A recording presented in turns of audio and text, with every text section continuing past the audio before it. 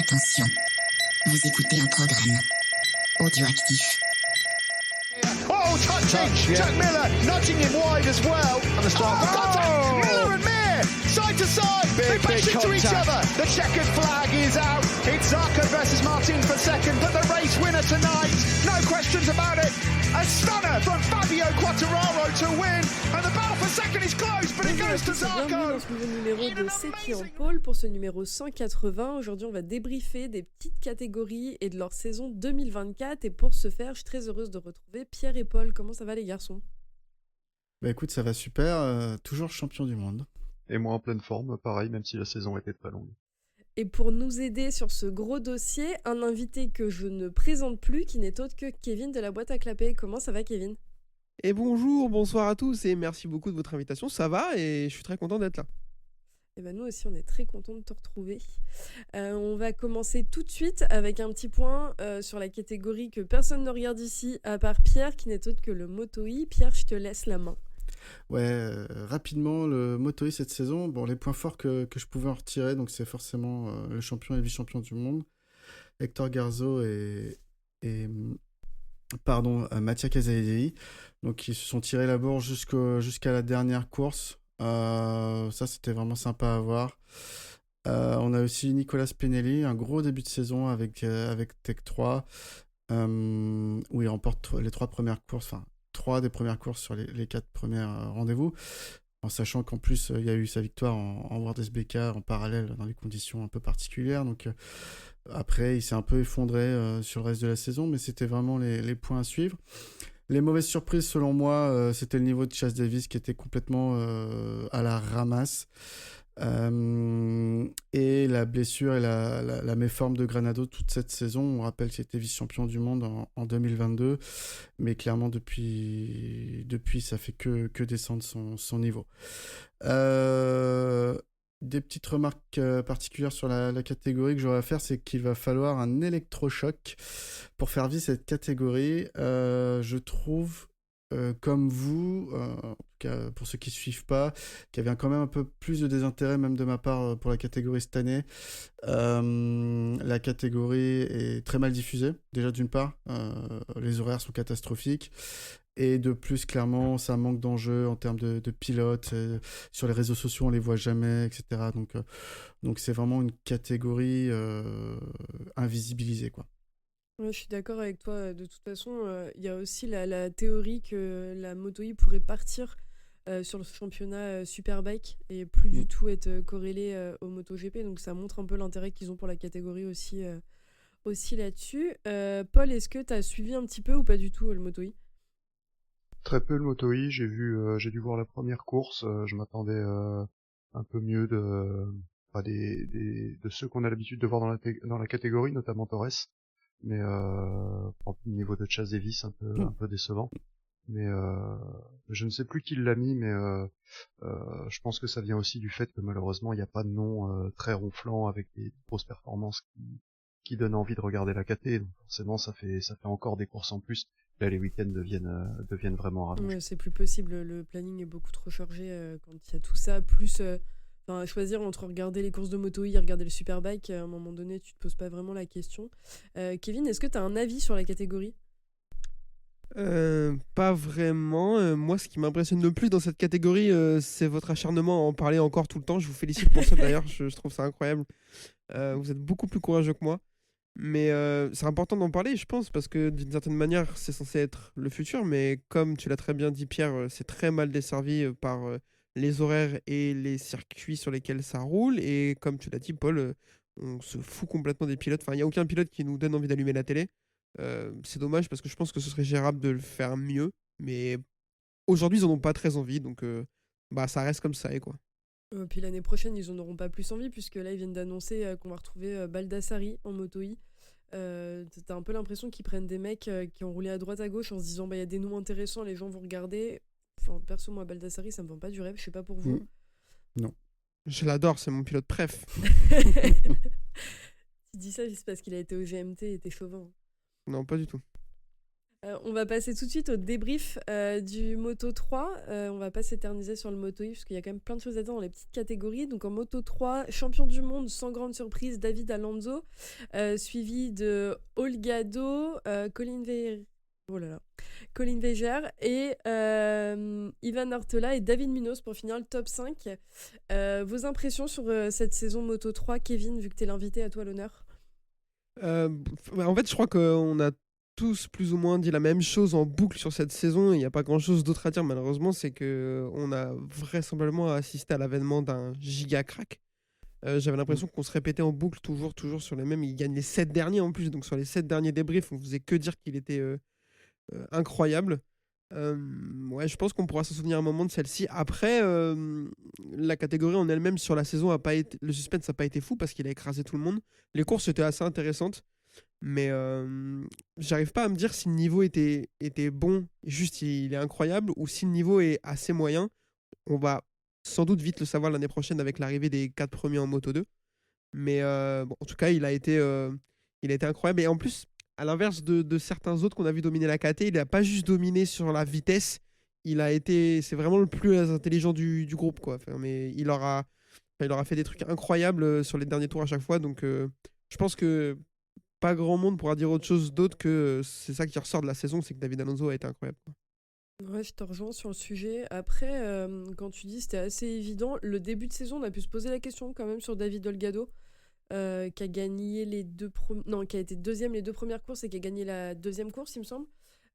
Donc la question a pu commencer à se poser parce qu'on connaît le niveau d'Olgado. Après, encore une fois, moi, c'est un peu ma déception cette saison.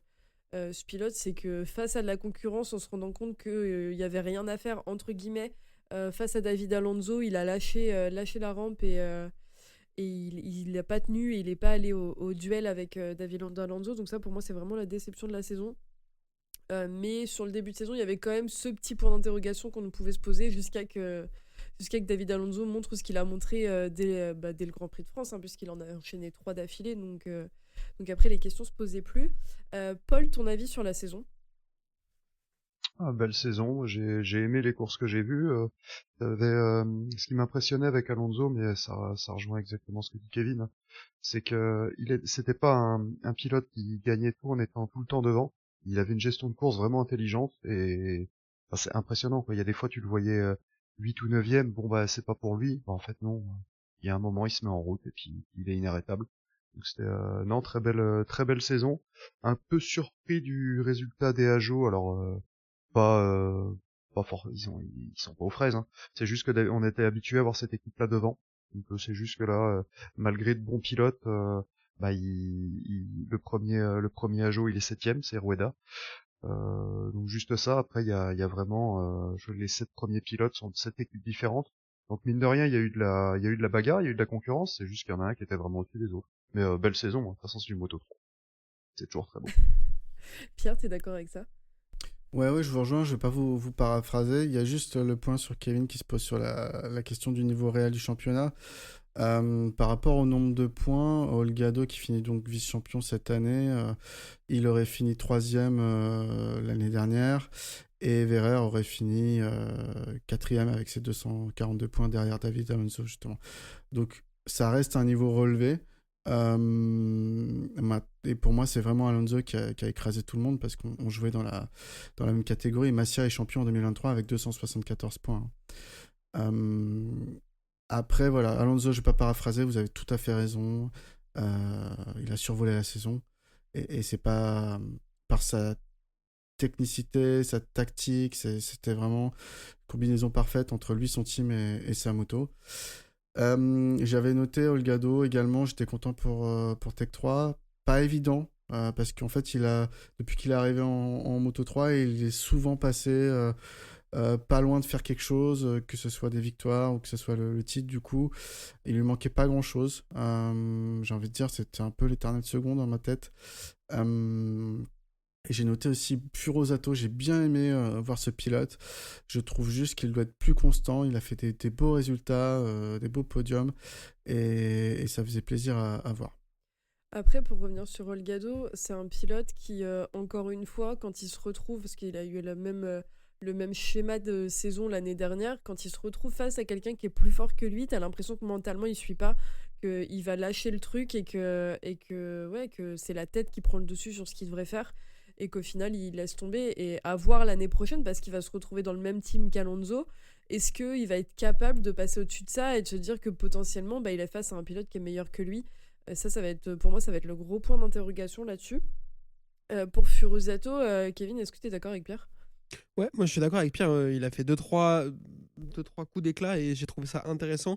C'est pas sa première saison en plus, il me semble, dans le championnat. Donc petit à petit, il monte en régime. Ça fait partie des belles surprises parce que je trouve qu'il y en a eu 2-3 cette saison. Dans les belles surprises, pour moi, on peut retrouver Luneta qui était assez surprenant cette saison. Enfin, surprenant. Je sais pas si c'est le bon terme, mais qui a fait plutôt une belle saison pour un rookie, qui a fait quelques petits cabriers par moment et qui était souvent dans les points cette saison. Donc je trouve que c'était plutôt pas mal. Ouais, on espère que c'est la relève italienne parce qu'il y a quand même un petit trou en termes de talent.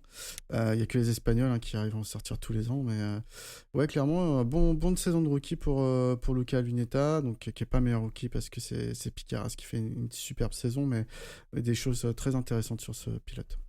Il est premier italien par contre, du coup, je relève ton point, mais puis les Italiens en Moto 3, on va retrouver Stefano Nepa. Bon, est-ce qu'on en attend vraiment quelque chose maintenant ? Et puis après, on a Riccardo Rossi et Filippo Farioli et Nicolas Carraro. Donc, on rame un peu dans la semoule pour trouver un Italien qui sort du lot en Moto 3. Et c'est dommage parce qu'à côté de l'Espagne, c'est quand même le deuxième pays, si je dis pas de bêtises, qui fournit les meilleurs pilotes dans les catégories supérieures. Donc c'est un peu dommage. Pierre, est-ce que tu as quelque chose à rajouter ? J'ai quelques déceptions. Antonio Rueda qui fait saison avec Caio, pour moi c'était la saison de la confirmation où il devait jouer le titre et il l'a pas fait, clairement. Donc grosse déception. Et déception pour Tatsuki Suzuki. Je sais pas pourquoi tous les ans je me dis qu'il va se remettre dans le bon sens. Tu t'acharnes quoi. Mais je sais pas pourquoi, mais c'est clairement catastrophique. Et déception pour Adrian Fernandez, déception parce que je veux le voir nulle part et il a réussi à jouer devant plusieurs fois cette saison, ça m'a énervé. Donc vous avez une haine envers ce pilote qui est quand même folle. Hein. Non, mais après il mérite, je suis désolé. Mais en fait, regarde le Grand Prix du Qatar l'année dernière et tu vas comprendre pourquoi on l'aime pas. Moi, ça allait dire, ma déception, c'est de voir Adrian Fernandez si haut dans le classement. Voilà. En fait, on partage la même chose. Ouais. Pas de hate, mais ouais. Je l'ai vu ce Grand Prix, mais c'est comme ta haine absolue pour Denis Sancho, tu vois, à un moment donné. Mais je suis en train de changer d'avis. Pour moi, c'est un tout. C'est sa famille. Ils se battent avec d'autres familles des pilotes dans les stands. Son frère qui fait le forcing pour le placer chez Tech 3 en contrebalancer le fait qu'il passe son Tech 3 MotoGP. Enfin, il y a plein de petites choses qui sont attachées. Non, mais c'est des petites choses qui fait que je m'attache pas trop à la personne, quoi. Mais il faut dire ce qu'il est cette année. Il a trouvé quelque chose qu'il n'avait pas avant. Oui, je suis d'accord avec toi. Mais bon, je pense qu'on a fait le tour pour Fernandez. Il est rhabillé pour l'hiver, c'est bien. Moi, petit point sur Suzuki quand même, qui était pour moi pas au niveau. Je suis d'accord avec toi, Pierre. C'était un peu la petite déception. Après, Rueda, pareil. Pour moi, j'étais un peu déçue parce que même s'il finit 7ème, c'est pas déconnant. Hein, il finit 7ème, mais on en attendait tellement, on en parlait tellement en disant vous allez voir, il va être incroyable, il va faire des choses merveilleuses. Il a brillé un petit peu, il a quand même gagné une course, il a fini sur plusieurs podiums, mais c'était pas là où on attend ce pilote avec toute la médiatisation qu'il y a eu autour de lui. Ouais. Par contre, je sais plus si c'est Kevin ou toi, Pierre, qui avait fait allusion à ce pilote, mais Piqueras qui a fait une très bonne saison. Piqueras qui vient de la Red Bull Rookies Cup, qui va devoir faire face à son adversaire du même championnat l'année prochaine, qui est Maximo Quiles. J'étais assez contente de sa saison et je trouve qu'en fin de saison, il a encore plus fait parler de lui, malgré la Thaïlande et la Malaisie où je sais plus s'il était plus là ou s'il est tombé. J'ai un doute là comme ça de mémoire. Il y a eu trop de courses, j'arrive pas à m'en souvenir. Mais en tout cas, belle saison pour lui. Kevin, est-ce que tu as un avis sur Piqueras ? Moi, c'est mon shot pour le titre l'année prochaine. Je l'ai trouvé vraiment fort. Après, on a vu des saisons de rookie de Moto 3 monumentales. Donc, je pas archi impressionné dans les chiffres, mais en tout cas, dans les faits, je l'ai trouvé incroyable. Je crois que si je me trompe pas, sa victoire à Misano, c'est après 2 longues laps. Donc il fait P3 aux États-Unis, il fait déjà un podium pour son 3e Grand Prix. Donc ouais, moi je pense qu'en plus il était sur un Honda et là il passe sur une KTM. Si KTM est là, Ouais. voilà. Mais Ouais, gros mystère. voilà, mais ça. ouais, pour moi très très fort Angel Picaras. Ouais, mais justement, je trouve ça bizarre. Bon, alors, on a suivi un peu les insides. Son team lui aurait pas fourni exactement ce qu'il avait demandé en début d'année. Donc, c'est pour ça que déçu, il change d'équipe l'année prochaine. Il était donc quand même sur un des meilleurs teams du plateau. Je trouve ça bizarre que dès sa première saison, il s'embrigade dans des histoires pareilles. Concentre-toi sur ce que tu as à faire, ta saison d'apprentissage. Je sais pas, j'espère que ça va marcher pour lui l'année prochaine dans un autre team avec une autre moto, avec une KTM. C'est clairement encore une fois, je trouve ça bizarre un peu son état d'esprit. Comme s'il avait la moto pour se battre dès sa première année, comme s'il cherchait vraiment les derniers dixièmes. Un peu spécial le garçon. Ouais, bah, je pense qu'on a fait le tour pour ce pilote. Sur les remarques particulières sur la catégorie, moi, il y a un point que je voudrais soulever rapidement et dont on parlera plus dans l'épisode de pré-saison 2025. Mais c'est que je suis très contente de voir des nouveaux visages arriver en Moto 3, mais qui sont pas des visages qu'on connaît vite fait. Là, on va se retrouver avec le champion de la Red Bull Rookies Cup, donc Carpe ou Carpe, je ne sais pas comment on le prononce, et vous m'en voudrez pas, vu que de toute façon, je prononce très mal les noms de famille.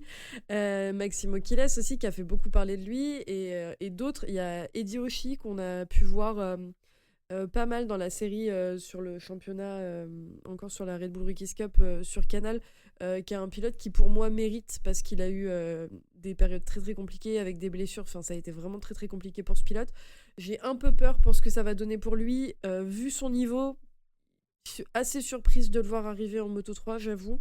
Mais je suis contente de voir des nouvelles personnalités, et surtout des personnalités qui vont donner du storytelling un peu, si on peut utiliser ce terme, dans la catégorie entre les pilotes, parce que en Moto 3, bon bah ils sont très forts, mais ils sont tous, il se passe rien en dehors, on n'en parle pas. Les pilotes, bon voilà, ils sont très gentils, ils viennent faire leur course et puis ils sont tout mignons, et voilà, c'est super. Là on a quand même Carpe et Quiles qui étaient en compétition toute l'année, Quiles et Piqueras qui peuvent pas se blairer, donc je pense que ça va donner un peu plus de croustillant en plus à la catégorie l'année prochaine, donc je suis très contente de ça, et des choix qui ont été faits par les teams sur les motos. Est-ce que vous avez quelque chose à rajouter, les garçons, avant qu'on passe aux motos 2 ? Ouais, moi je regarderais plus Richie Moodley, mon petit chouchou de la Rooks Cup sud-africain, qui arrive l'année prochaine chez Boé Motorsport. Donc j'en attends beaucoup. Et Paul, t'as un avis pour l'année prochaine ? Bon, je me garde bien de donner des avis sur les saisons. Je te rappelle ce que j'ai pronostiqué pour le MotoGP en début d'année. Je me méfie de tes pronostics à chaque fois, Paul. Kevin, toi, t'as dit que du coup, ton take pour l'année prochaine, c'était Piqueras. Ouais, Tu restes ouais, là-dessus ? je reste là-dessus, et un œil sur Quiles que je trouve monumental. Donc je pense que lui, il va vraiment nous animer la KT l'année prochaine. Moi, il m'agace déjà. Ouais, Hein. moi, Je je le l'adore. déteste avant même qu'il soit là. Ouais, ben moi, j'étais vraiment de le voir. Enfin, après, c'est encore une fois, c'est très romancé, mais la série sur Canal, t'as envie de lui mettre des claques. Je l'ai pas vu. C'est... Ouais, bah, ouais, mais c'est le genre de personnalité que toi t'aimes, donc en fait, tu vas l'apprécier encore plus, donc c'est pas mal que tu regardes pas. D'accord. On va passer tout de suite au Moto 2. Kevin, remets des vêtements s'il te plaît, arrête de courir en slip, avec le titre de Ayogura cette saison, devant le moustachu Aaron Canet et Manuel Gonzalez, Sergio Garcia et Aldeguer qui vient clôturer le top 5. Paul, ton avis sur la saison Moto 2, déjà, est-ce que tu as vu des courses ? Oui, j'ai vu les courses. C'est parce que la KT où j'ai le plus vu, limite. Mais non, j'ai aimé la saison aussi. Après, il y a une grosse déception dedans et du coup une grosse interrogation pour les prochaines. Je pense qu'on va y revenir après. Pour moi, c'est Aldeguer. Après, c'est bien pour Ogura. Il a été constant dans la saison. J'ai pas compris le passage à vide de Sergio Garcia. Parce qu'au début c'était vraiment kiff et puis d'un coup bon, on va dire il s'est écroulé, mais quand on regarde l'écart au classement, c'est un petit peu ça quand même. Bizarre ce qui s'est passé avec ce pilote, mais non, c'était une bonne saison. J'ai aimé ça. C'est un peu plus animé. Pour Garcia, je pense que Kevin, tu peux nous faire un petit point là-dessus parce que tu en as parlé régulièrement et tu avais un avis très précis quand même sur le fait qu'il se soit autant écroulé.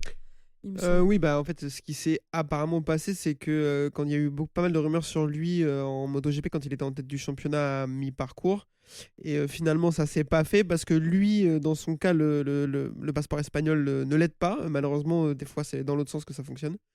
Et il y a son manager qui a fait une sortie en disant qu'il était psychologiquement très affecté par ça. Et derrière, ça a été le silence radio complet sur ses résultats. En plus, il s'est blessé. Il a eu des accidents domestiques. Apparemment, il s'est fait les 2 épaules. Je sais pas comment il s'est débrouillé. En tout cas, Les porte-fenêtres. ouais, c'est ça. Les porte-fenêtres vengeresse. Mais ouais, c'est un cumul de choses qui font que il s'est un peu écroulé en milieu de saison alors qu'il était très solide pour un sophomore, un mec en 2e saison. Sur ce début de saison. C'est dommage. Après, je suis pas archi inquiet. Enfin, si je suis. On va peut-être te couper ça, mais en tout cas, si je suis inquiet dans le sens où j'ai peur qu'il reste plutôt sur sa dynamique de fin de saison que sur début de saison. Malheureusement. Si psychologiquement il est aussi affecté par une non-sélection en MotoGP, j'ai peur que ce soit compliqué pour lui de continuer comme ça. Ouais, puis l'année prochaine, il y a quand même des pilotes sur qui on mise beaucoup en Moto 2 et s'il a besoin d'être autant mis en valeur pour réussir à gagner, il a encore du chemin à faire le coco avant de réussir. Ouais. Et du coup, pas du tout pour clôturer, mais ton avis sur la saison Moto 2, toi? Moi, je sais. Alors, je vais vous poser la question aussi à vous, mais c'est la catégorie que j'ai le plus aimé cette saison, en fait, étonnamment. Je pense que l'arrivée des nouveaux pneus l'a redynamisé complètement et surtout le rééquilibrage des performances entre Kalex et Bosco-Scuro, parce qu'on a 4 Bosco-Scuro aussi première place du championnat et c'était même d'être 4 sur 4, je crois, à un moment donné du championnat au tout début, avant que Canet et Gonzalez se réveillent un petit peu. Les courses étaient animées, on a eu plein de vainqueurs différents, des bagarres, c'était vraiment cool. Forcément, Ayogura, c'est mon pilote préféré, donc j'étais très content qu'il soit champion parce que il fait une saison monumentale, je trouve. Il fait vraiment une saison de champion du monde, toujours placé, avec 3 victoires, 3 deuxièmes places, une seule chute où il se blesse l'épaule en Autriche. La révélation d'Aaron Canet, etc. Et ouais, pas mal de choses à Dipol, on va y revenir sans doute sur Aldeguer, pas mal de choses à dire sur sa saison. Mais en tout cas, moi j'ai adoré la saison Moto 2. Ouais, moi je vais pas te paraphraser parce que je suis assez d'accord sur le renouveau de la saison. Vous pouvez réécouter les épisodes de la saison dernière, que ce soit chez toi, Kevin, quand j'étais invité, ou chez Seki en Ball, où tout le monde me prenait pour une folle parce que je disais que c'était ma catégorie préférée et que tout le monde se foutait de ma gueule. Maintenant, vous voyez un peu ce que je trouvais dans la catégorie. Si t'as dit ça en 2023, je maintiens. En 2023, c'était nul. Il y avait Vietti, je suis désolée. Moi, j'avais des raisons de suivre. Et Pierre, c'est quoi ton avis, toi, globalement sur la saison? Ouais, je pense que les pneus Pirelli ont sauvé cette catégorie. C'est vrai que pour moi, il y a eu un gros trou d'intérêt dans cette catégorie entre 2019 et 2023. Même Triumph n'avait pas forcément réussi à insuffler. Alors la première année si, mais finalement on retombait toujours dans la même travers, c'est-à-dire ceux qui arrivaient à gérer leurs pneus, les Dunlop, c'est bon, ils finissaient devant, mais toujours avec des écarts énormes. Et là clairement c'était la bagarre, quoi. Clairement, il y avait du grip. Les pilotes pouvaient utiliser leur style de pilotage comme ils voulaient. Et en plus, il y avait la longévité. On avait un peu peur en début d'année sur ça. Mais non, personne n'a eu des problèmes de pneus pour finir les courses. Donc clairement, c'était tout ce qu'il fallait dans cette catégorie. On a eu des révélations comme Aaron Canet. Bon, en général, vous l'avez dit, les châssis Bosco-Scuro à speed up, mais clairement ouais, c'était quelque chose à voir cette année. Je dirais pas que c'était ma catégorie préférée, mais en tout cas je l'ai préféré par exemple sur une fin de saison à un Moto 3 où on savait presque que c'est toujours Alonso qui allait gagner. Voilà, ça me manquait peut-être un peu de suspense malheureusement parfois. C'est pas comme en MotoGP sur le championnat, mais dans l'ensemble voilà, merci Pirelli. Après j'ai noté comme vous Ogura et Canet qui ont dominé la saison pour les points forts. J'étais content de les voir à ce niveau-là tous les deux, pas tout à fait dans le même style, et c'est ça aussi qu'on aime voir. Ouais, je suis assez d'accord avec vous. De toute façon, c'est assez fou quand même la différence sur la piste avec le changement de pneus et tout ce qui a été modifié techniquement pour cette saison, parce que c'était flagrant dès la première course, on a pu s'en rendre compte. Et ça, c'était vraiment agréable. Pour une fois que de bonnes décisions sont prises pour cette catégorie, c'est cool. Moi, pour faire un petit point, globalement, j'étais assez étonnée d'Aaron Canet, qu'on savait pas si mauvais de toute façon, mais qu'au final, cette saison, s'est vraiment démarqué. Il a gagné plusieurs fois. Il a 4 victoires, je crois, sur la saison, et il a 4 secondes place, un truc comme ça. Donc ça fait quand même 8 podiums sur la saison pour un pilote qu'on pensait un peu middle et en dents de scie. Donc c'est plutôt chouette de le revoir. Il a eu les choses qui se sont bien alignées pour lui cette saison. Pareil pour Manuel Gonzalez, qu'on connaissait plus ou moins pas vraiment, puisqu'il roulait avec la VR46 Master Camp, non à rallonge, tout ce que vous voulez, et qui au final s'est pas mal démarqué cette saison aussi. Donc pour moi, c'est deux points que j'ai bien aimé suivre. C'était leur saison globalement. Grosse déception pour Vietti, et vous allez me dire, mais ma pauvre fille, de toute façon, qu'est-ce que t'attendais de lui? Il en gagne 3. Enfin, oui. Genre, oui. Bizarre. Hein. C'est qu'en fait, il fait des trucs. Genre, tu sais pas comment, tu sais pas pourquoi, ça sort de nulle part. Il va revenir à son top niveau. Et peut-être que, comme tu dis, Kevin, c'est parce qu'il y a Rossi sur le bord de piste. J'en sais rien, mais c'est ultra frustrant parce que en début de saison l'année dernière, il était au top. Il était prêt à défoncer tout le monde. Et là, cette saison, bah, tu sais pas pourquoi. Il fait le même début de saison que sa fin de saison l'année dernière, donc nulle part. Pour au final, à partir de la Grande-Bretagne, si je dis pas de bêtises, commencer à retrouver le podium et commencer à faire des choses et à marquer des points correctement. Donc c'est incompréhensible en fait pour moi. En fait, Louis Rossi disait un truc super intéressant à son sujet, je sais plus à quel moment, je crois que c'était au début de la saison, il disait quand il est rapide, bah, il sait pas pourquoi, et quand il est lent, il sait pas pourquoi non plus. Et son équipe est pas capable de l'aider là-dessus. C'est-à-dire qu'en fait, il monte sur la moto et Inch'Allah, il est rapide en fait. Et le problème, c'est qu'il est incapable de répéter ça avec de la régularité. Donc en fait, c'est une pièce en l'air. À chaque fois qu'il arrive le vendredi matin, c'est où ça va le faire, ou ça va pas le faire. Mais que ce soit dans un sens ou dans l'autre, il est pas capable de corriger. Donc Après, l'avantage pour lui, et je pense que c'est sa dernière chance, c'est que l'année prochaine, il change de team, donc il va changer d'équipe aussi. Il sera encadré. 17 fois qu'il change de team, en fait. Ça. Tu vois, en fait, oui, moi, bah, tu sais, il y en a qui changent 17 fois de meuf et ils trouvent jamais la bonne, hein, j'ai envie de te dire. Donc, D'accord. Pour moi, il commence à avoir une carrière à la Baldassarre, c'est-à-dire qu'il change beaucoup de teams. Des fois, il est extrêmement rapide et j'ai il très fait envie très de bon te week-end. bloquer, la pire. Non, mais c'est vrai. Et il va finir en Hortiper Sport, il va être champion, il va passer en Moto-E, enfin, il va faire des trucs chelous, quoi. En vrai, tu sais, si continue à faire ce qu'il fait, mais qu'il part et qu'il fait une arrivée en 600 comme ce qu'a fait Boulega, pourquoi pas, tu vois. Enfin, oui, c'est pas aussi prestigieux que d'aller en MotoGP, et c'est, comme Kevin le dit, la Ligue 2. Mais derrière, si t'es capable d'aller chercher des titres dans une catégorie, bah vas-y, en fait, arrête de te faire souffrir dans une catégorie où tu y arrives pas et va chercher les titres là où tu peux, tu vois. Il y a des mecs qui préfèrent passer leur vie à aller chercher des titres en FSBK que de tenter d'aller en mondial. Grand bien leur face si mentalement ça leur convient, tu vois. Enfin, moi je le vois comme ça. On est d'accord. Sans critiquer le FSBK que j'adore et pour lequel j'ai beaucoup de respect. Hein. Menteuse. Je rajouterais, côté déception, Sergio Garcia, vous l'avez dit, mais clairement, vu son début de saison, il n'avait pas le droit de redescendre d'un niveau comme ça, peu importe les raisons. Ça montre quand même que le garçon est assez fragile et il faut beaucoup qu'il travaille là-dessus s'il pense espérer monter un jour en MotoGP. J'ai mis dans les moyennes déceptions, je mets Arbolino, Robert et Dixon.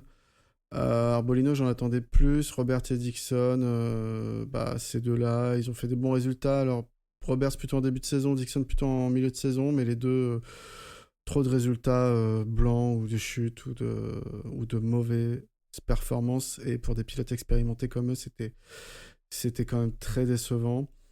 Et enfin, dans les petites déceptions, moi, je me suis mis Aldeguer, dans le sens où jusqu'à l'Australie où il gagne, il est en lice pour le podium final. Après, il se blesse dans un accident qui n'est pas que de sa faute, vu qu'il y avait eu un problème de point mort sur sa machine. Et il rate les... Si, il faut le dire, il rate les 2 courses. Après, pour moi, il avait de quoi jouer le podium final, et donc c'est ce qu'on attend d'un pilote qui monte en MotoGP. C'est quelqu'un qui joue les 3-4 premières places au championnat. Kevin, explique ton point de vue plutôt que de rire dans ton coin. Non, mais en fait, genre, Enfin, pour moi, ça peut pas être une petite déception, Fermin Aldeguer, vu sa C'est saison. une énorme déception, il faut être Pour moi, honnête. pour moi, c'est une grosse déception parce que à cause de deux variables, sa signature chez Ducati. Quand tu signes chez Ducati, tu dois en attendre des meilleures choses que ça. Et surtout, par Mais rapport il à roulait sa pas avec une Ducati, il Non, roulait non, pas avec mais- une GP24. Pourquoi Non, mais- il roulait avec la moto qu'on lui donne. J'espère qu'il roulait pas avec une GP24. Non, mais en fait, déjà, le fait d'avoir signé le contrat Ducati, pour moi, ça justifie d'une certaine valeur et d'une certaine attente de résultat, quand même. Malgré. Alors, je comprends ce que tu dis, c'est pas ça qui l'aide à aller plus vite. Mais sur le papier, je trouve que c'est décevant d'avoir un mec qui va signer sur la meilleure ou deuxième meilleure moto du plateau l'année prochaine et qui est à ce niveau. Et surtout, sa fin de saison 2023 nous laissait sous-entendre, même moi, je l'avais call vainqueur cette saison parce qu'il était incroyable et on nous le vend comme un mec archi fort. Moi, le problème que j'ai avec Fermin Aldeguer, c'est que c'est pas qu'il est pas rapide, parce qu'en fait, il va vite. C'est que des fois, il a, vous savez, comme un ordinateur qui s'éteint, que ça fait tout. Mais son cerveau, il fait pareil, en fait. Putain, il a fait vraiment trop de conneries, mais des conneries même pas de débutant, pire que ça, en fait. Quand il tombe dans le long lap, quand il fait quand il vole le départ à Portimao. Alors, son problème de point mort, franchement, donc j'avais pas vu qu'il avait ce problème de point mort, mais en Aragon, je sais pas quel problème il a eu, mais alors par contre, il a découpé Denis Onju. Oui. Et pour moi, c'est exactement le même type d'action. Donc, il avait vraiment trop de panne de cerveau, et c'est pour ça que je trouve que c'est inquiétant. Parce que le problème vient pas de sa vitesse, elle est là, sa vitesse. Mais il manque de concentration. C'est un problème de cerveau, quoi. Ouais. Du coup. Ouais, voilà, c'est ça. Mais je peux te rejoindre sur le fait qu'il confond vitesse et précipitation. Je pense c'est possible, mais clairement en MotoGP on verra. Après, il faut savoir qu'il n'y a pas que Ducati qui s'intéressait à lui. Honda a aussi casté pour arriver en MotoGP dès 2024. Ça s'est pas fait à cause de son contrat qu'il avait en Moto2, mais je pense que ce pilote a quelque chose en plus. Je pense que de notre canapé, on voit pas tout. C'est pas une garantie de réussite. C'est sûr que c'est pas une garantie de réussite. Il y a plein de rookies prometteurs qui performent pas. Et puis on verra la suite. C'est sûr que sa saison, elle est pas au niveau des attentes qu'on plaçait en lui. Après, on passait pas tous les mêmes attentes visiblement, mais on aurait préféré le voir champion ou à la limite vice-champion. On est d'accord. Bah après, tu vois, Kevin, quand tu dis il a le cerveau qui déconnecte et il confond vitesse et précipitation, pour moi, c'est un peu le même schéma que Lopez. Lopez, c'est pas le même potentiel, c'est pas le même talent, mais c'est un pilote qui a un certain niveau et qui a montré l'année dernière qu'il était capable de plein de choses. Cette saison, il gagne au Qatar, il fait quand même des podiums en France, en Italie. Il fait un autre podium en Autriche, si je dis pas de bêtises, et non, pas en Indonésie. Il en fait un autre, je sais plus où. Mais encore une fois, pareil, c'est un pilote, soit il y arrive, il a de la vitesse et il est aux avant-postes, soit il tombe. Et pour moi, c'est le même schéma, c'est soit tu y vas, soit tu déconnectes et ça fonctionne pas. Et c'est ultra frustrant, et je te rejoins sur le fait que moi, j'en attendais beaucoup d'Aldeguer cette saison. Je l'attendais au moins à la bagarre avec Ogura. Et là, on a passé plus de temps à se poser la question de mais qu'est-ce qu'il va foutre en MotoGP l'année prochaine? Et du coup, ça pose question. Après, je te rejoins complètement sur ce que tu as dit, pas ici, mais dans ton podcast, que potentiellement, c'est un pilote qui va arriver en MotoGP et ça va être le crack du siècle et on ne l'aura pas vu venir. Mais du coup, ça va être le gros point d'interrogation dès les tests. Là, on a déjà eu les premiers tests, mais à partir de 2025, les regards vont être tournés sur lui et on va se poser beaucoup de questions de est-ce que c'est sa place ou est-ce qu'il a pris le guidon de quelqu'un qu'il n'aurait pas dû. Ouais. Alors le truc, il a pris le guidon de quelqu'un, ça me saoule. Si tu roules en MotoGP, faut pas croire que c'est que par ton talent ou tes performances. Il y a tout un tas de facteurs financiers, sponsors, d'intérêts personnels, etc., de réseau tout simplement. Je présente bien devant la presse, j'ai une belle gueule. Mais vraiment, de passeport aussi. Hein. Enfin, mais bien sûr. Tu vois, Chantra, avec tout le respect que j'ai pour Chantra, il arrive pas en MotoGP pour rien. Ouais, voilà. Mais pour moi, Chantra, même si encore, il vole la place de personne, il est là pour certaines raisons. Et j'espère qu'il fera son bout de chemin, quel qu'il soit. C'est comme ça. On peut pas avoir un championnat uniquement composé que d'Espagnols et de 3 autres meilleurs pilotes à côté, quoi. Oui, t'as pas complètement tort. Dans tous les cas, on verra ce que ça donne la saison prochaine. Sur la catégorie Moto2, un avis sur la saison de Denis Onju? Oula, j'avais oublié. Kevin, toi qui as dit que tu commençais à l'apprécier, on t'écoute. C'est plutôt ok sa saison à Denis Onjou, je trouve. Il a fait 2-3 petites choses, un podium notamment. Dommage qu'il se soit blessé. On sait que l'adaptation de Moto 3 à Moto 2, c'est pas simple, mais il y a des chances que ça vienne pour lui. Je suis assez optimiste pour lui. Paul, t'es d'accord avec ça? Pour Denis Sancho, oui, oui, totalement. Je suis entièrement d'accord. Non, honnêtement, je comprends pas non plus ce qui s'est passé pour lui cette année. Il y a lui, mais là, quand je regardais le classement, je pense même pas qu'à lui. J'avais complètement oublié qu'ils étaient dans la KT, mais est-ce qu'on parle aussi de Jaume Mazia, Artigas, Non. tous ces gens qui sont, qui ont performé à un moment dans leur carrière en Moto 3, et là ils sont absents complets, quoi. On joue bon team pourtant, plein de promesses, et là, bon, ok, il marque ses points, mais il est loin, quoi, pas flamboyant. Ça reste un rookie, même si effectivement il aurait dû être dans la lutte pour le titre de rookie de l'année. Mais je te rejoins sur les pilotes que tu as cités. Je rajouterais même Albert Arenas, qui clairement, c'est des pilotes qui ont disparu de la circulation. J'étais étonné en parlant de rookie de la saison de Diogo Moreira, par contre, ou même de Senna Just qu'on l'avait même pas vu dans les petites catégories, lui qui arrive directement du championnat australien, si je dis pas de bêtises. Mais ouais, 2 bons rookies à surveiller les saisons prochaines. Et Paul, c'est toi qui avais lancé le sujet, mais du coup, ton avis sur la saison de Terminal de Gare et ce que t'en attends en MotoGP pour qu'on clôture le dossier Terminal de Gare et que le pauvre puisse aller se reposer jusqu'à l'année prochaine? Moi là-dessus, je rejoins l'avis de Kevin. Je trouve que ok, fin de saison dernière, effectivement, il fait une saison, une fin de saison incroyable et il arrive, on se dit qu'il va casser la baraque. Il est annoncé très tôt chez Ducati et je pense que ça montre aussi la limite de signer des pilotes très très tôt parce qu'au final, pour moi, il confirme pas cette année. Et alors, soit on a été trop bien habitué avec les derniers qui ont gagné le championnat et qui sont montés, à avoir des gars qui étaient justement posés, pas de petites erreurs, etc. Là, pour moi, il a fait une saison où je serais son employeur, je serais tout sauf serein en fait. Justement trop d'erreurs, pas le calibre d'un gars à monter en MotoGP qui sait exactement ce qu'il doit faire avec une moto quand ça va pas, quoi. Vraiment pas serein pour lui, surtout que maintenant c'est plus il va pas avoir des années pour se mettre dedans. En gros, il a 6 mois pour se mettre sur la moto dans les mains dans la grosse catégorie et avant de savoir s'il va pas déjà être sur un siège éjectable pour sa deuxième saison. Donc non, pas serein du tout vu ce qu'il a montré cette année. Et en fait, juste pour finir sur Aldeguer, pour appuyer ce que tu disais, Pierre, tu disais dans le sens que nous on voyait pas tout, et ça clairement il y a des choses que nous on voit pas, la manière qu'ont les pilotes de travailler, etc. C'est c'est des choses qui aident les prises de décision que nous on peut pas voir de là où on est. J'écoutais un podcast avec Frankie Carchetti qui est sorti hier.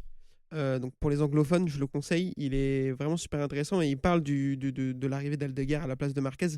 Il dit alors il va pas dire il est nul, j'en veux plus, hein, mais en tout cas il dit que dans son approche, etc., il est agréablement surpris de ce qu'a fait l'Espagnol et que son apprentissage, notamment au niveau des devices et tout, ça va assez vite. Donc peut-être qu'il va me faire mentir, je lui souhaite rien d'autre pour le coup. Mais puisqu'on oublie souvent, c'est son âge, il a 19 ans, il va avoir le même âge que Pedro Acosta quand il va arriver en MotoGP. Il va être plus jeune qu'un Augusto Fernandez, qu'un Rolf Fernandez, qu'un Rémi Gardner, qu'un Bastianini, enfin que tous les derniers champions du monde Moto2 qui sont arrivés dans la catégorie. Donc oui, c'est normal aussi qu'il fasse des erreurs de jeunesse. Alors Acosta, c'est un robot, c'est peut-être l'exception qui confirme la règle, mais... On a vu cette année qu'il en fait aussi. Oui. Ouais, on va en parler dans un prochain épisode. Est-ce que les garçons, vous avez d'autres points que vous vouliez aborder par rapport à la catégorie avant qu'on passe au gros du sujet avec le MotoGP? Paul, est-ce que tu as un truc à rajouter? Non, pour moi c'est bon, je pense qu'on a fait le tour. Et Pierre? J'espère que l'année prochaine continuera dans le même sens en termes de bagarre entre les Bosco-Scuro et les Kalex, ouais. Bah, puis la saison prochaine, on a des nouveaux noms aussi sur lesquels on va avoir les yeux forcément rivés. Donc je pense qu'il y aura des choses. En tout cas, moi, c'est ce que j'en attends. Kevin, est-ce que tu as un truc à rajouter sur la saison Moto 2? Non, rien de spécial. Ouais, comme vous avez dit, je suis pressé. Il y a beaucoup de rookies qui arrivent. J'ai très envie de voir ce qu'ils donnent. J'ai très envie de voir David Alonso, savoir si c'était un feu de paille ou si le mec est vraiment monumental. Et très envie de suivre aussi Aaron Canet, savoir si il a vraiment trouvé quelque chose ou si, pareil, c'était juste un feu de paille. Bon, après, sur le feu de paille, par rapport à Alonso, je pense que même si bon, il sera pas. J'ai un peu de mal à l'imaginer étant tête de classement dès le début, mais en tout cas, sur sa méthodologie de travail et sur sa façon d'approcher les courses, je pense qu'il y aura des choses à en tirer et qu'il mettra tout de son côté pour le faire. Tu vois, c'est Thomas Morsolino qui l'expliquait quand il est venu enregistrer avec nous, mais il prend le temps d'aller voir tous les pilotes de MotoGP, d'essayer de comprendre comment ils travaillent, de leurs habitudes, leur façon d'aborder les choses et tout. Donc je pense qu'il y aura en tout cas beaucoup de choses à suivre par rapport à lui et certainement beaucoup de choses à tirer de sa manière de travailler. Et potentiellement, ça peut apporter des choses aussi à Olgado qui sera son coéquipier l'année prochaine. Pour clôturer la catégorie, ton pronostic pour la saison Moto2, Kevin ? David Alonso. Et Pierre ? Je vais mettre Aaron Canet, mais comme on parlait tout à l'heure que c'est pas que le talent qui fait qu'on monte en MotoGP, clairement il s'en est plein. Le fait qu'il soit tatoué comme un camionneur, ça peut être un problème. Ouais, ça peut ne pas aider. Et Paul ? Et la grosse cote, Manuel Gonzalez. Ah, ça peut. Ah ouais, ça prend des risques. Moi, je mets une pièce sur Alonso aussi parce que juste parce que je l'apprécie beaucoup et que j'ai envie de le voir en tête de classement. On a donc fait le tour pour les petites catégories. On a réussi à être bref et concis, c'est pas mal, ça nous arrive quand même rarement. Merci les garçons pour cet épisode. On se retrouve très vite pour le débrief de la catégorie MotoGP 2024. Et pour les auditeurs, vous pouvez nous retrouver en attendant sur toutes les plateformes de streaming, donc Spotify, Deezer, Apple Podcasts, mais aussi sur Twitter, Facebook et surtout Discord, si vous avez envie de débattre longuement avec Pierre pendant les courses. À très vite. Merci Salut. à tous. Ciao, ciao.